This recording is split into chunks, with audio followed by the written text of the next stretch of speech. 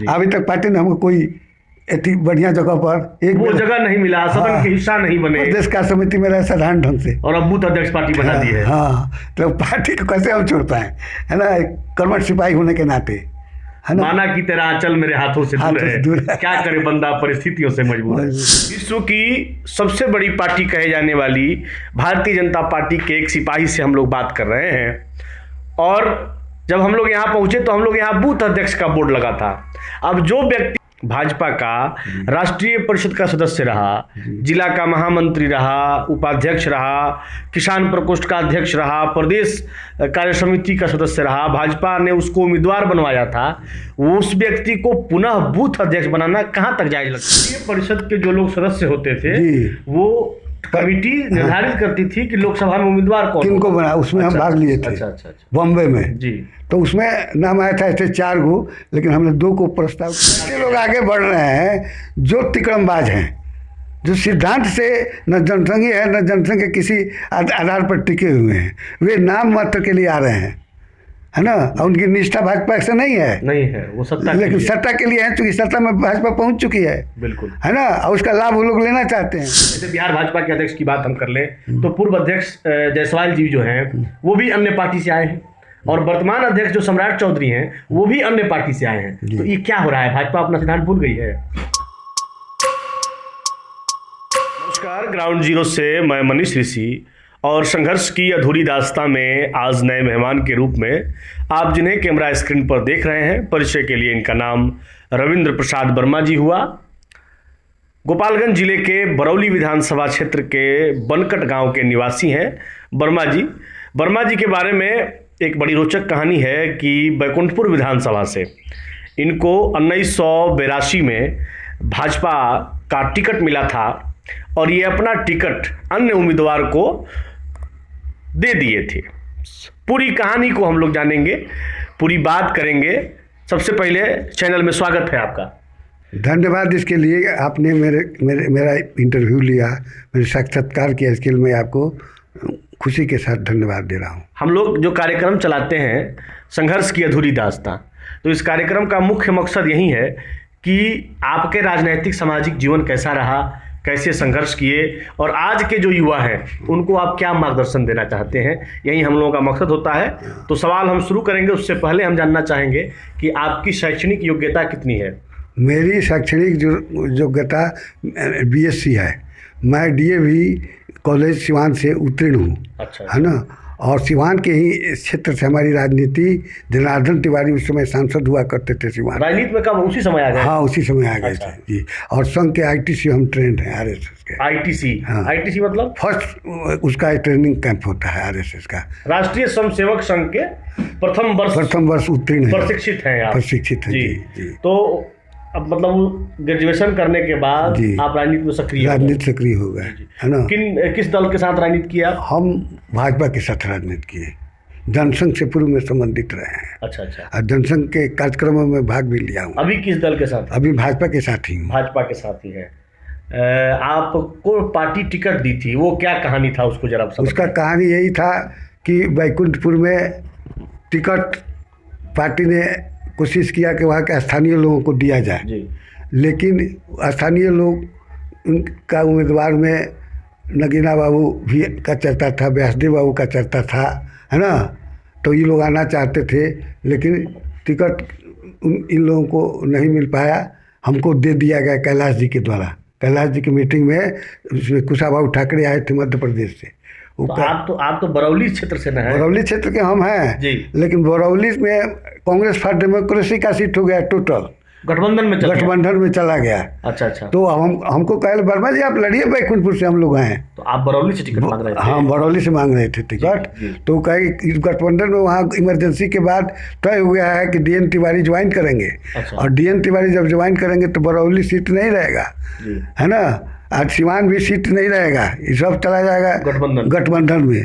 तो उसी क्रम में हमारा सीट चला गया, हम उम्मीदवार थे बरौली के, तो हमारा ट्रांसफ़र किया लोग बैकुंठपुर। और बैकुंठपुर में बृजकिशोर बाबू कैंडिडेट हो गए, है ना। तो बृजकिशोर बाबू दूसरे टाइप की लड़ाई लड़ रहे थे, हम लोग संगठन से जुड़े हुए लड़ाई लड़ रहे थे। तो इसलिए हमको अच्छा नहीं जचा प्रांत का यह निर्णय तो मैंने कैलाश जी से कहा कि आप तो नकद दे नहीं रहे हैं, आर्थिक सक्षम हम है नहीं, है ना, रसीद हमको कैलाशपति मिश्र जी जिन्हें बिहार भाजपा का विश्व पितामह कहा जाता है कि सर हमको रसीद दिया जा रहा है, काट करके चुनाव लड़े हैं, इस स्थिति में हम चुनाव सक्षम नहीं है। अच्छा, रसीद मिलता था काट करके पैसा अर्ज कीजिए और चुनाव लड़िए। अच्छा। हाँ, तो रसीद हमको एक बंडल दिया गया, हम कहे कि अब चुनाव हमसे हमारे मान का नहीं रहेगा। तो मैंने ट्रांसफ़र कर दिया कैलाश जी की। उस समय महेश्वर बाबू उपाध्यक्ष थे प्रदेश के, उन्होंने कहा कि इसके लिए आपको कैलाश जी से बात करनी होगी। तो हम कैलाश जी से कहा कि सर हमको हटवा दीजिए, ये सक्षम नहीं है कि रसीद काट कर हम चुनाव लड़ें, है ना। तो उन्होंने कहा तो तुम्हारी जो इच्छा, किसको चाहते हो? तो हम कहे कि बलराम बाबू को हम चाहते हैं। बलराम बाबू कौन है? शेर के हैं, बैकुंठपुर में पड़ता है शेर कॉन्स्टिट्यूंसी, और एडवोकेट है, वहीं पर कैलाश जी ठहरते थे। अच्छा। श्री नंदन पथ में उनका मकान है। अच्छा। वहीं पर वो बराबर ठहरते थे उन्हीं के यहाँ। अच्छा। है ना, उसमें सुशील मोदी भी ठहरते थे। इन लोग हमको बोला है, हमको नहीं रसीद काट करके हम नहीं लड़ पाएंगे। बलराम बाबू को टिकट मिल गया। और कोई चुनाव लड़े हैं कि नहीं आप, जैसे पंचायत स्तर पर या और कोई चुनाव? हम लड़े हैं कोऑपरेटिव का चुनाव, तो वहाँ जिला में हम जीते हैं। कोऑपरेटिव में क्या लड़े? कोऑपरेटिव में कार्यकारिणी के लिए, कार्यकारिणी का चुनाव लड़े थे। हाँ। और कोई त्रिस्तरीय पंचायत में चुनाव? नहीं, त्रिस्तरीय में नहीं लड़े जी। भाजपा में किन किन पदों पर रहे आप? भाजपा में जिला के उपाध्यक्ष रहे जी, जिला के महामंत्री रहे जी, जिला के किसान संघ के अध्यक्ष रहे, कोऑपरेटिव के अध्यक्ष रहे भाजपा में। उसके बाद मुरली मनोहर जोशी, जिसको हमको कल्पना नहीं थी, डायरेक्ट लेटर आ गया कि आप राष्ट्रीय परिषद के लिए निर्वाचित हैं, भारतीय जनता परिषद सदस्य। उस समय राष्ट्रीय परिषद के लिए एक ही सीट जिला की थी। अच्छा। अभी कितना है? अभी 4 सीट पर है, 4 सीट दिया जा रहा है। 4 आदमी उसी सीट को बांट रहा है। एक सीट पर हमारा नाम आया जिसकी हमें कल्पना भी नहीं थी। उस समय हम गए तो अटल जी के साथ वहाँ हम लोग पार्लियामेंट का टिकट सिलेक्शन किए। पार्लियामेंट का टिकट हमने प्रेफरेंस दिया, है ना, मनदेव तिवारी को और सतदेव सिंह को। राष्ट्रीय परिषद के जो लोग सदस्य होते थे वो कमेटी निर्धारित करती थी कि लोकसभा में उम्मीदवार कौन किनको बना, उसमें हम भाग लिए थे। अच्छा। बॉम्बे में जी। तो उसमें नाम आया था ऐसे 4 गो, लेकिन हमने 2 को प्रस्ताव किया।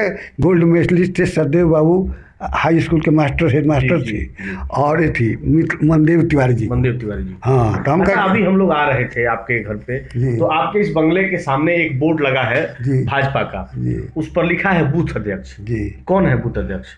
बूथ अध्यक्ष जो इलेक्शन पहले बीता है विधानसभा का, तो यहाँ बूथ अध्यक्ष नहीं बन पा रहा था, लोग लास्ट में हमारा ही नाम इस पर दे दिया कि जैसा जिम्मेवारी बात। जो व्यक्ति भाजपा का राष्ट्रीय परिषद का सदस्य रहा, जिला का महामंत्री रहा, उपाध्यक्ष रहा, किसान प्रकोष्ठ का अध्यक्ष रहा, प्रदेश कार्य समिति का सदस्य रहा, भाजपा ने उसको उम्मीदवार बनवाया था, उस व्यक्ति को पुनः बूथ अध्यक्ष बनाना कहाँ तक जायज लगता है आपको? हमको तो जायज तो अच्छा नहीं लगा, लेकिन पार्टी के चूंकि हम समर्पित कार्य करता है, तो पार्टी अगर जो भी काम करवाना चाहती, जिंदगी हम खपा दिए हैं पार्टी के लिए, बिल्कुल, है ना।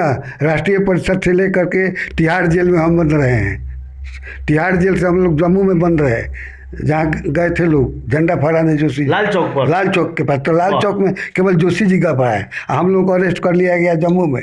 अच्छा, जम्मू में तो वहाँ हम लोग अरेस्ट थे। अरे हवाई जहाज से लागू हुआ केवल जोशी जी को, तो ये चले गए लाल चौक पर अकेला झंडा फहराने। तो चूंकि हम लोग अरेस्ट हो गए थे जम्मू में।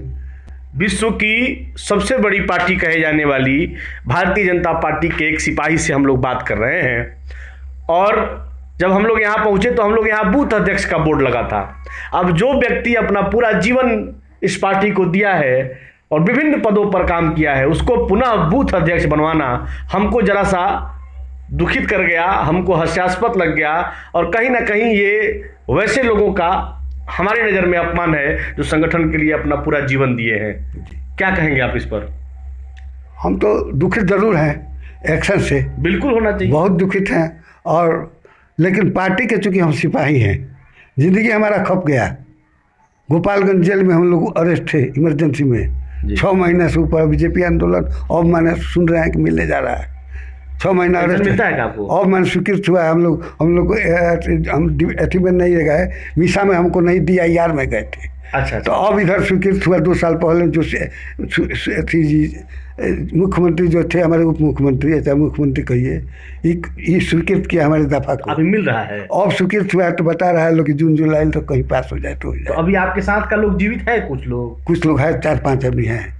ना तो वो कहावत है कि का बरसा जब कृषि सुखानी। हाँ, अब नाम कह रहा है लोग, आपका चर्चा का विषय है। हम कहें भाई जब वही बात आपका सही है कि क्या बरसा, 76 वर्ष का हम हो चुके हैं। 76 वर्ष का उम्र जी। अभी तक पार्टी ने हमको कोई इतनी बढ़िया जगह पर वो जगह नहीं मिला, सदन के हिस्सा नहीं बने, प्रदेश कार्य समिति में रहे साधारण ढंग से, और अब बूथ अध्यक्ष पार्टी बना दी है। हाँ, तो पार्टी को कैसे हम छोड़ पाए, है ना, कर्मठ सिपाही होने के नाते, है ना। माना की तरह आंचल मेरे हाथों से दूर है, क्या करे बंदा परिस्थितियों से मजबूर है। चलिए, ये बातें होगी। अभी का जो दौर चल रहा है, इसमें युवा पीढ़ी बड़ी संख्या में राजनीति में सक्रिय हो रही है।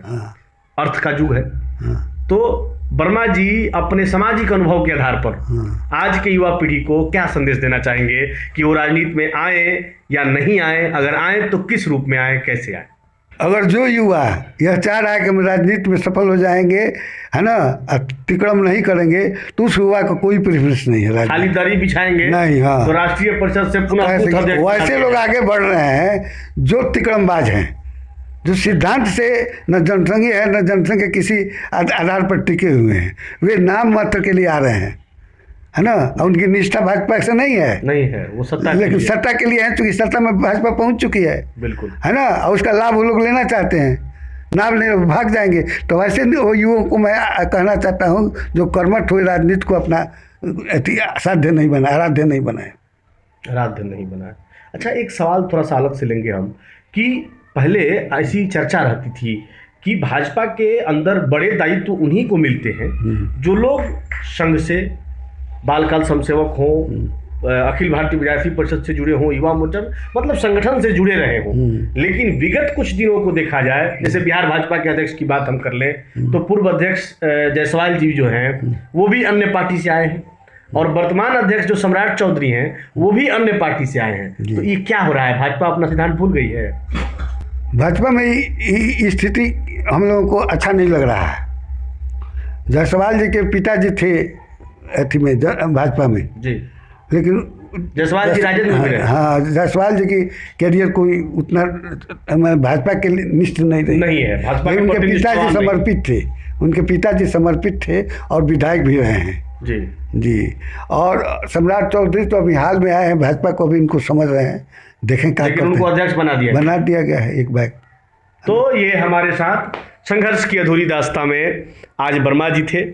फिर किसी नए मेहमान के साथ हम आपके बीच मौजूद रहेंगे। आप देखते रहिए ग्राउंड जीरो। धन्यवाद।